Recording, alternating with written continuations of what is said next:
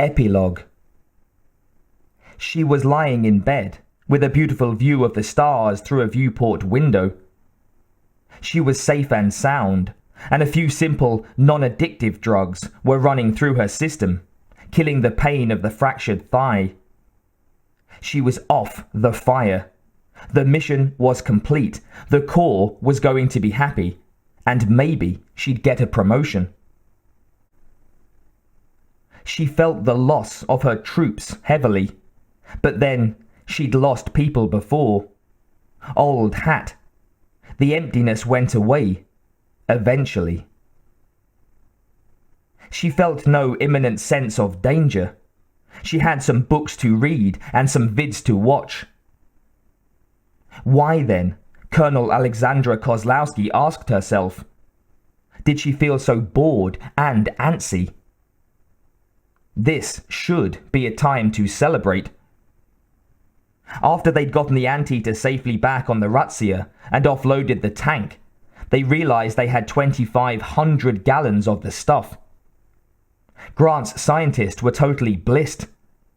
It was enough to work with and absolutely top quality. No sign of that red strain whatsoever.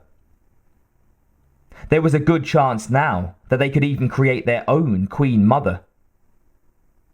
They'd nuked the Black Hive as a parting shot. There were probably Xenos left on the planet, but it would take a long, long time to regroup. Kozlowski imagined one playing a soulful sax as its hive burned. Yeah. Turned out, according to Friel and the others, this whole red aliens thing was a fluke. The Queen Mother and the Queens were dead now, and all their eggs. They'd never come scratching on their door again. The generic brand, though, they'd be around. They were the universe's cockroaches, with a vengeance. And she'd helped step on her share. A time for rest and relaxation and recuperation. A time for peace and meditation and whatever. So it was that when Daniel Grant came to see her later that day, she was overjoyed at his visit, though she'd be damned if she'd let him know as much. "Hello, Colonel. How are you feeling?" "Okay. Not an extreme fracture. The machine set it, and it should heal while I'm in hypersleep. A little physical therapy on Earth, and I'll be right as rain." "Good. I'm pleased. Very pleased." His eyes seemed to drift towards the stars and into abstraction. "You come here to talk about something?" "Nothing in particular. I just wanted to make sure that you're all right." "I'm fine." "Nothing more?" "Well, everyone seems to be on the emotional mend. Lots of people are just sleeping. I guess in reaction to all that stress." "And you? What are you doing? Taking any baths in your royal jelly yet?" No. Waiting for you." He laughed. "The scientists are just tickled pink.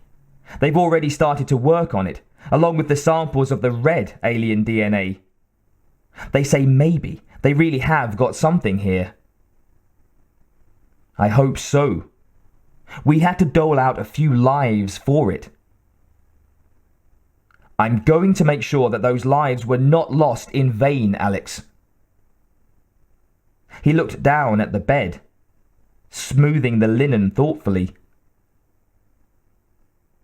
"Actually, maybe there was something I wanted to talk to you about." "Shoot, I'm not going anywhere." "I was impressed by your work here.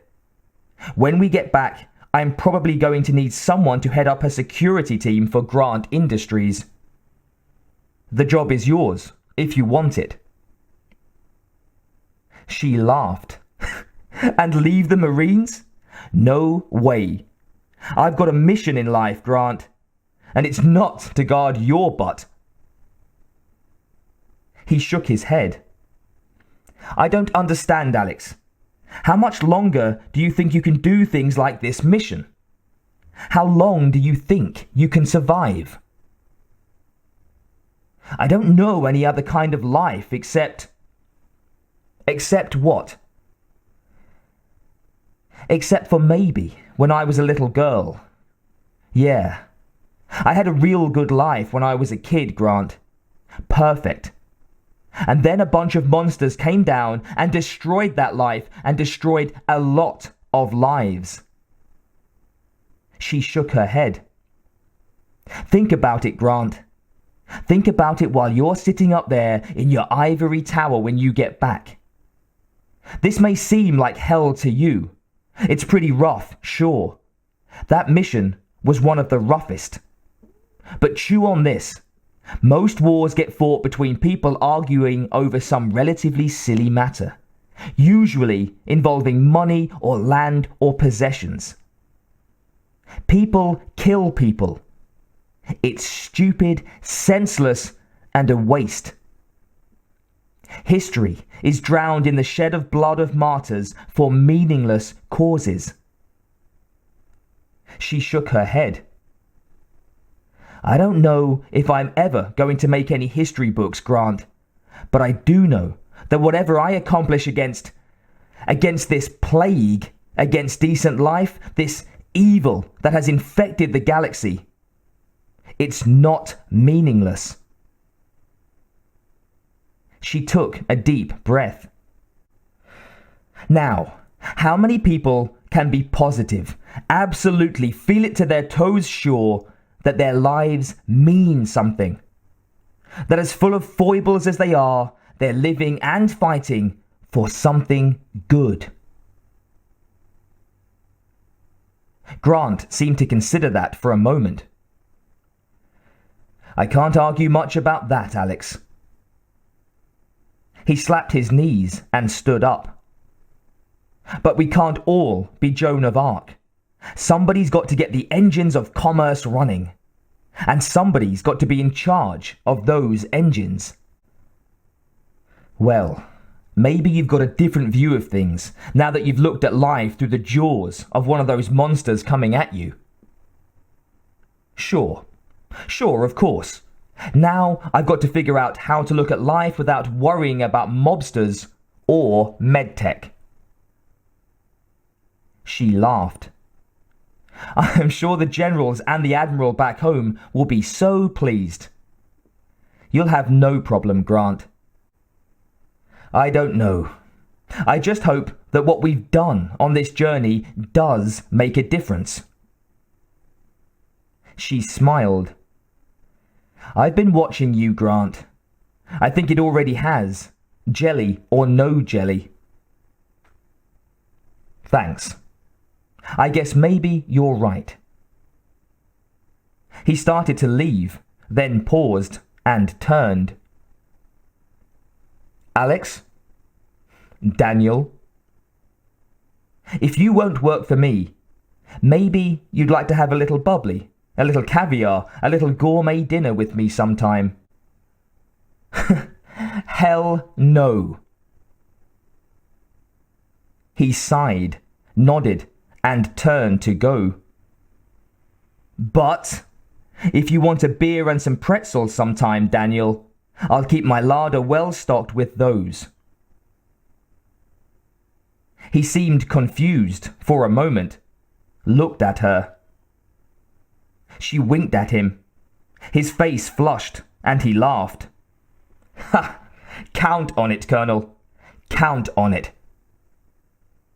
He blew a kiss at her and turned. Oh, and Danny boy, she called after him. He turned. Yes? She'd pulled out the cigar he'd given her, along with a lighter. She puffed the thing alight. Thanks for the smoke. Any time, Colonel. Any time. He left. She looked back out at the stars. She hadn't seen stars as beautiful as these, she thought, as filled with wonder and awe. Well, since she was just a kid. Suddenly, unaccountably, she found herself craving pretzels and beer, as she blew thick puffs of smoke at the bright points of light.